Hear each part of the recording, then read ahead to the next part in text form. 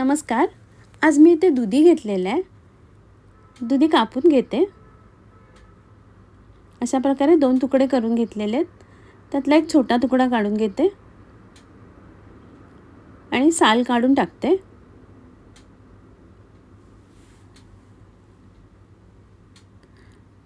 आणि दुधीचे मोठे तुकडे करून घेते. अशा प्रकारे इथे मसूरची डाळ 2-3 वेळा पाण्याने स्वच्छ धुवून घेतलेली आहे. त्यात एक मोठा टोमॅटो आणि 2 हिरव्या मिरच्या आणि दुधी घालते आणि कुकरमधनं शिजवून घेते. इथे कढईत तेल घेतलेले आहे. त्यात 2 सुक्या मिरच्या तोडून घालते. मिरच्या परतून झाल्यावर फोडणीत जिरा आणि हिंग घालते. जिरं परतून झाल्यावर थोडीशी हळद घालते आणि मिक्स करून घेते. त्यानंतर कुकरमधनं शिजवून घेतलेली मसूरची डाळ घालते. मिक्स करून घेते आणि थोडंसं पाणी घालून पुन्हा एकदा मिक्स करून त्यात चवीप्रमाणे मीठ आणि थोडीशी कोथिंबीर घालते आणि डाळीला छान उकळी काढून घेते. डाळीला उकळी आलेली आहे.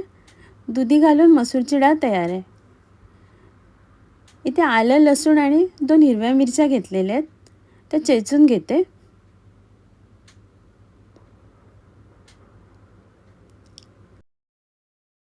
इथे दुधी एकदम बारीक बारीक कापून घेतलेलं आहे. कढईत तेल घेतलेलं आहे. त्यात फोडणीला राई आणि जिरं घालते. राई जिरं तडतडल्यावर आलं, लसूण आणि हिरवी मिरची चेचून ठेवलेली घालते आणि फोडणीत परतून घेते.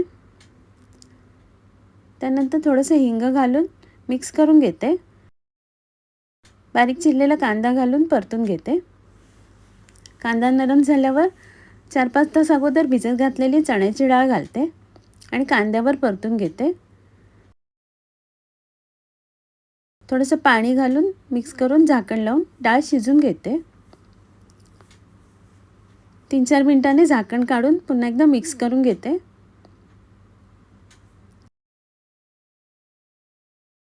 थोडीशी हळद घालून पुन्हा एकदा मिक्स करून घेते. त्यात बारीक चिरून ठेवलेला दुधी घालते आणि झाकण लावून शिजायला ठेवते. 2-3 मिनिटांनी झाकण काढून पुन्हा एकदा मिक्स करून घेते. चवीप्रमाणे मीठ घालते आणि थोडीशी कोथिंबीर घालून मिक्स करून झाकण लावून पुन्हा शिजवून घेते. भाजीतनं पाणी सुटलेलं आहे. भाजी मिक्स करून घेते आणि पुन्हा झाकण लावून डाळ शिजवून घेते व्यवस्थित. आता झाकण काढलेलं आहे. डाळ शिजलेली आहे. वरून कोथिंबीर घालते. चण्याची डाळ घालून दुधीची भाजी तयार आहे. इथे छोटा कुकर घेतलेला आहे. त्यात एक बारीक चिरलेला कांदा आणि कढीपत्ता घालते. कांदा नरम होईपर्यंत परतून घेते. कांदा परतून झाल्यावर एक टोमॅटो घालते बारीक चिरलेला आणि परतून घेते. टोमॅटो परतून झाल्यावर एक बटाटा घालते बारीक कापून ठेवलेला आणि परतून घेते. इथे दुधी घेतलेलं आहे. मोठे तुकडे करून घेतलेत बटाटा एवढे घालते. थोडीशी हळद, लाल मसाला, चवीप्रमाणे मीठ आणि थोडीशी कोथिंबीर घालते आणि मिक्स करून घेते. थोडंसं परतून झाल्यावर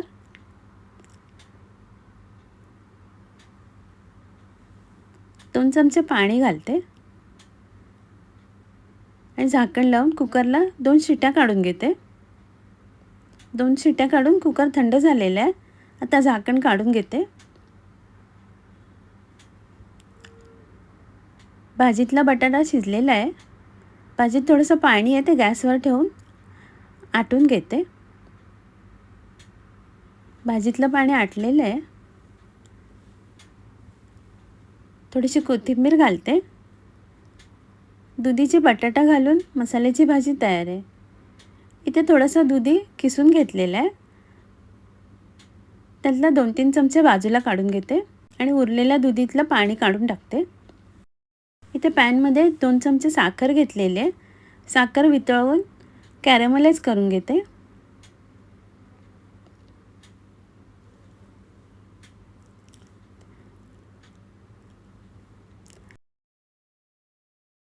आता त्यात थोडं थोडं दूध घालून मिक्स करून घेते. अशा प्रकारे दूध घालून कॅरेमलाइज केलेले आहे बाजूला ठेवते. इथे 2 कप दूध आटून घेते. ते कढईत थोडंसं तूप घेतलेलं आहे आणि किसून पाणी काढून टाकलेलं दुधी घालते आणि तुपावर परतून घेते. 2-3 मिनटं परतून झाल्यावर आटून घेतलेलं दूध घालते आणि त्यात दुधी शिजून घेते. चवीप्रमाणे साखर घालते. दुधी शिजलेलं आहे. त्यात कॅरेमलाइज केलेलं दूध घालते. मिक्स करून घेते.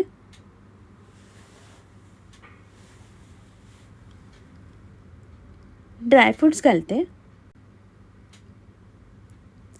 दुधी शिजलेलं आहे.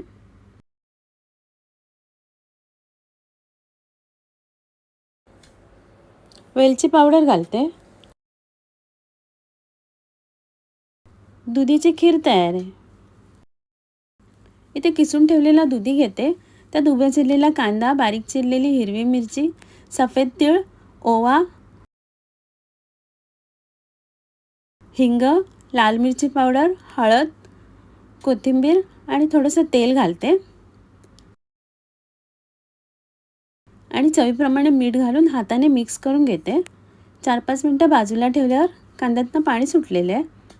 त्यात 2-3 चमचे बेसन आणि 1 चमचा तांदळाचं पीठ घालते आणि हाताने मिक्स करून घेते.